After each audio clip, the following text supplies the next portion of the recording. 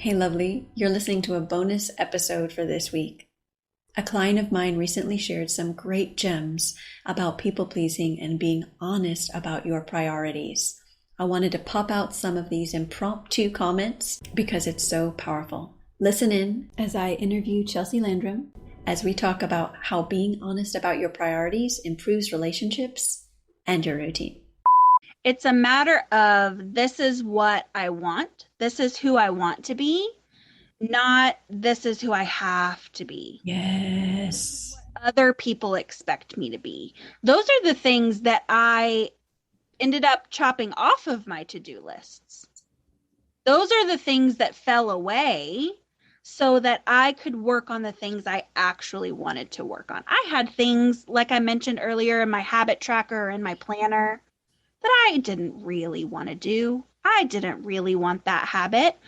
Maybe someone else I know has that habit. And I thought, no, that's I could do that. Or maybe it's something that I think others were expecting of me.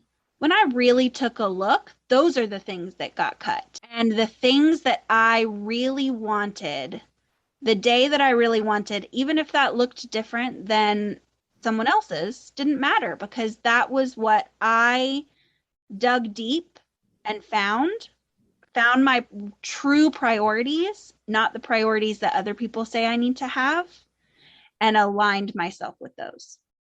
Yes. And it's so beautiful because you just line up with, like, I know spiritual priorities are important to you, family priorities, friend priorities, work priorities. Like, you put a lot of great care into living a life that's on purpose. And so when you take time to do those things and say no to others, sometimes there's a fear for people like, that means I'm arrogant and I don't care about others. It's a complete misunderstanding.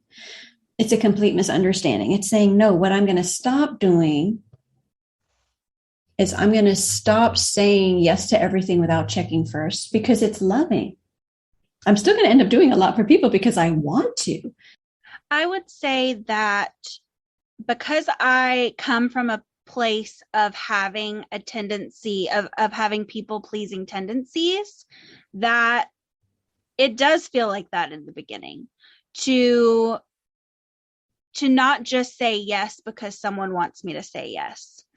It at first saying no to something feels like, well, I'm going to let them down. They're going to be disappointed. I would rather rearrange everything in my day and my schedule to do this for someone. Well, then that never works. That, like you said earlier, that saps the joy out of the things that you are doing for people. So it's a change of intention, pausing when something does come up, an invitation, a task, something else to go on the schedule, to pause and think about what that really looks like for me and be able to give them a genuine answer.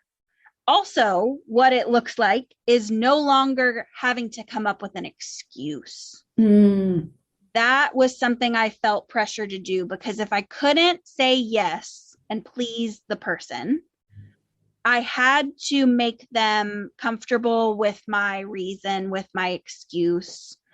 And now the reason is that it doesn't line up with what I have set. And what I have found is that everyone actually respects that. My greatest fear was that everyone was going to be disappointed in me and that I was letting everyone down. And turns out that's not true. In fact, they have greater respect for the pause and the true response of if that is something that I can do for them. Yeah. Yeah. It's almost like you can increase your reliability by giving a genuine, honest answer of, is this something I can do? Absolutely. The decreasing the amount of times that you commit to something, or I would commit to something and then have to go back and cancel on it because I didn't take time to really see if that was something I could do, that I could fit into my day-to-day, to fit in to my schedule, even if it was just an event. oh, sure, yes, I would love to do that. Well, then turns out that's not possible. And then it's a worse feeling to have to cancel on somebody. So that time of pausing and really examining what is possible and what I want to do is wonderful. That's beautiful. That's beautiful. Yeah.